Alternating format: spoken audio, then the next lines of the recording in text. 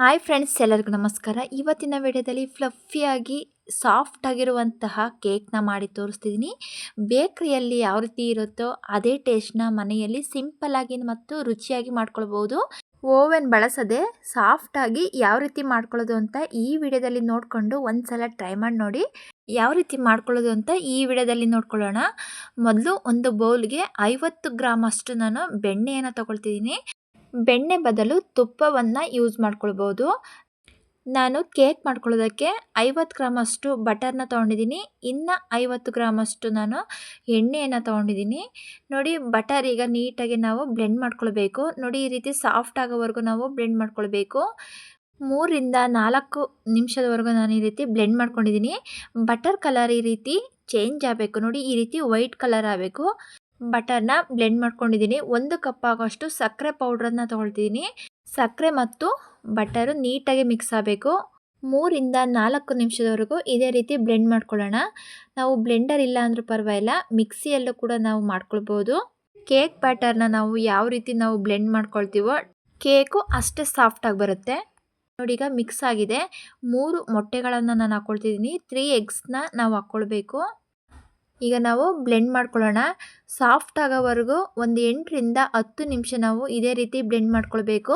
Full cream ರೀತಿ ಬರಬೇಕು, ಅಲ್ಲಿವರೆಗೂ ನಾವು ಬ್ಲೆಂಡ್ ಮಾಡ್ಕೊಳ್ಳೋಣ. ಕೇಕ್ ಬ್ಯಾಟರ್ನ ನಾವು ರೆಡಿ ಮಾಡ್ಕೊಳ್ಬೇಕಾದ್ರೆ ಸ್ವಲ್ಪ ಟೈಮ್ ಹಿಡಿಯುತ್ತೆ. ನಾವು ಅಲ್ಲಿವರೆಗೂ ನಿಧಾನವಾಗಿ ನಾವು ಈ ರೀತಿ ರೆಡಿ ಮಾಡ್ಕೊಳ್ಬೇಕು. ನೋಡಿ, ಈಗ ಅದು ಬ್ಲೆಂಡ್ ಆಗ್ತಾ ಇದೆ. ಈಗ 3/4 ಕಪ್ ಆಗೋಷ್ಟು ಎಣ್ಣೆನ ನಾನು ತೊಗೊಂಡಿದ್ದೀನಿ. 1 ಕಪ್ ಆಗೋಷ್ಟು ನಾನು ಬಟರ್ನ ಹಾಕ್ಕೊಂಡಿದ್ದೆ.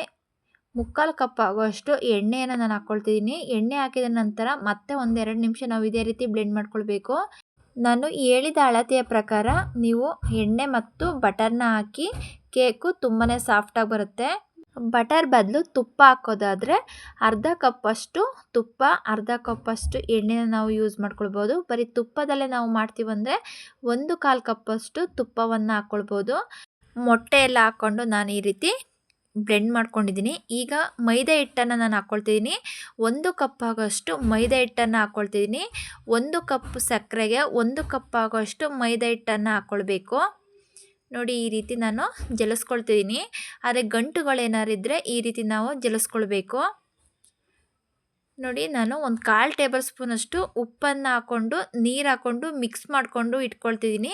ನಾವು ಕೇಕ್ನ ಬೀಟ್ ಮಾಡ್ಕೊಳ್ಬೇಕಾದ್ರೆ ನಾವು ಈ ಮಿಶ್ರಣವನ್ನು ನಾವು ಹಾಕ್ಕೊಳ್ಬೇಕು.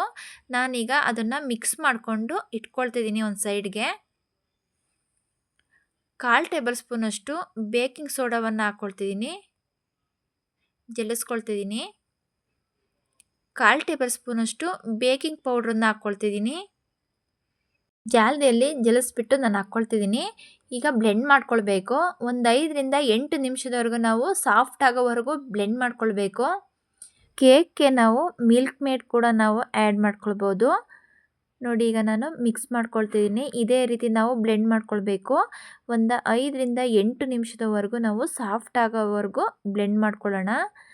ಕೇಕ್ನ ಬ್ಲೆಂಡ್ ಮಾಡ್ಕೊಳ್ಬೇಕಾದ್ರೆ ನಾವು ಸಾಮಗ್ರಿಗಳನ್ನು ಸ್ಟೆಪ್ ಬೈ ಸ್ಟೆಪ್ಪು ಹಾಕ್ಕೊಳ್ಬೇಕಾದ್ರೆ ನೋಡಿಕೊಂಡು ನಾವು ಈ ವಿಧಾನದಲ್ಲಿ ಹಾಕ್ಕೊಳ್ಳೋದ್ರಿಂದ ತುಂಬಾ ಫ್ಲಫಿಯಾಗಿ ತುಂಬಾ ಚೆನ್ನಾಗಾಗುತ್ತೆ ಕೇಕು. ನಾನಿಲ್ಲಿ ಮಿಕ್ಸ್ ಮಾಡ್ಕೊಂಡಿರುವಂತಹ 1/4 ಟೇಬಲ್ ಸ್ಪೂನಷ್ಟು ಪುಡಿ ಉಪ್ಪನ್ನು ನಾನು ಹಾಕ್ಕೊಳ್ತೀನಿ. ಆಲ್ರೆಡಿ ನನ್ನ ಚಾನಲಲ್ಲಿ ಕೇಕ್ ರೆಸಿಪಿಗಳನ್ನು ಹಾಕಿದ್ದೀನಿ. ಒಂದು ಸತಿ ನೋಡಿಕೊಂಡು ಒಂದು ಸತಿ ಟ್ರೈ ಮಾಡಿ ನೋಡಿ. ತುಂಬಾ ಸಿಂಪಲ್ಲಾಗಿ ಮತ್ತು ಪರ್ಫೆಕ್ಟಾಗಿ ನಾವು ಮಾಡ್ಕೊಳ್ಬೋದು.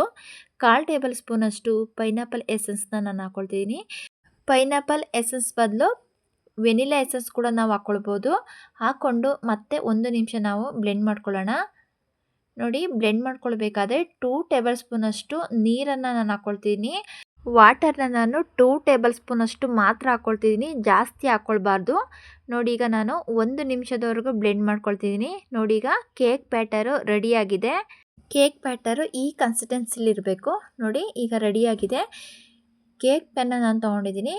ಕೇಕ್ ಪೆನ್ಗೆ ಸ್ವಲ್ಪ ಎಣ್ಣೆ ಅಥವಾ ತುಪ್ಪವನ್ನು ಸವರ್ಕೊಳ್ಬೇಕು. ನಾನಿಲ್ಲಿ ಬಟರ್ ಪೇಪರ್ನ ಯೂಸ್ ಮಾಡ್ಕೊಳ್ತಿದ್ದೀನಿ. ಬಟರ್ ಪೇಪರ್ ಇಲ್ಲ ಅಂದರೂ ಪರವಾಗಿಲ್ಲ, ಎಣ್ಣೆ ಸವರ್ಬಿಟ್ಟು ನಾವು ಅದ್ರ ಮೇಲೆ ಮೈದಾ ಹಿಟ್ಟನ್ನ ಚೆಲ್ಬಿಟ್ಟು ಆ ನಂತರ ಕೇಕ್ ಬ್ಯಾಟರ್ನ ನಾವು ಹಾಕ್ಕೊಳ್ಬೋದು. ಬಟರ್ ಪೇಪರ್ ಹಾಕಿದ ನಂತರ ಅದರ ಮೇಲೆ ಒಂದು ಸಲ ಎಣ್ಣೆಯನ್ನು ಸವರ್ಕೊಂಡು ಆ ನಂತರ ನಾನು ಕೇಕ್ ಬ್ಯಾಟರ್ನ ಹಾಕ್ಕೊಳ್ತಿದ್ದೀನಿ.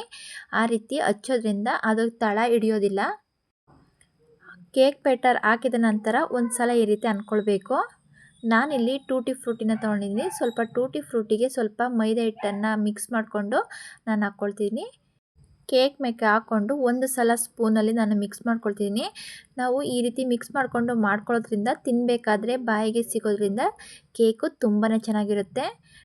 ಈಗ ಮೇಲಕ್ಕೆ ನಾನು ಸ್ವಲ್ಪ ಟೂಟಿ ಫ್ರೂಟಿನ ಹಾಕ್ಕೊಳ್ತಿದ್ದೀನಿ. ನೋಡಿ, ಸಿಂಪಲ್ಲಾಗಿ ಮತ್ತು ಬೇಕ್ರಿಯಲ್ಲಿ ನಾವು ತಂದು ತಿನ್ನೋದಕ್ಕಿಂತ ಮನೆಯಲ್ಲೇ ಶುಚಿಯಾಗಿ ಸಿಂಪಲ್ಲಾಗಿ ರುಚಿಯಾಗಿ ಮಾಡ್ಕೊಳ್ಬೋದು. ಸ್ವಲ್ಪ ಬಾದಾಮ್ ಕೂಡ ನಾನು ಹಾಕ್ಕೊಳ್ತಿದ್ದೀನಿ. ಬೇಕಿದ್ದರೆ ಹಾಕ್ಕೊಳ್ಬೋದು, ಬೇಡ ಅಂದರೆ ಸ್ಕಿಪ್ ಮಾಡ್ಕೊಳ್ಬೋದು. ನಾನಿಲ್ಲಿ ಹಾಕ್ಕೊಳ್ತಿದ್ದೀನಿ. ಸ್ವಲ್ಪ ಹಾಕ್ಕೊಂಡು ಆ ನಂತರ ನಾವು ಸ್ಟವ್ನ ಆನ್ ಮಾಡ್ಕೊಳ್ತಿದ್ದೀನಿ. ಸ್ಟವ್ ಆನ್ ಮಾಡಿ ನಾನಿಲ್ಲಿ ಪುಡಿ ಉಪ್ಪನ್ನು ಹಾಕ್ಕೊಂಡಿದ್ದೀನಿ. ಅದು ಬಿಸಿಯಾದ ನಂತರ ಒಂದು ಟ್ರೈ ಅಥವಾ ಪ್ಲೇಟ್ ಯಾವುದಿದ್ರೂ ಪರವಾಗಿಲ್ಲ ಇಟ್ಕೊಂಡು ಕೇಕ್ ಬ್ಯಾಟರ್ನ ನಾನು ಇಟ್ಕೊಳ್ತಿದ್ದೀನಿ. ನೋಡಿ, ಈಗ ನಾನು ಕುಕ್ಕರ್ ಮುಚ್ಚಳನ ಕ್ಲೋಸ್ ಮಾಡಿಕೊಂಡು ಸ್ಟವ್ನ ಕಮ್ಮಿ ಉರಿಯಲ್ಲಿ ಇಟ್ಕೊಂಡು ಒಂದು 30ರಿಂದ 40 ನಿಮಿಷದವರೆಗೂ ನಾನು ಕೇಕ್ನ ಬೇಯಿಸ್ಕೊಂಡಿದ್ದೀನಿ.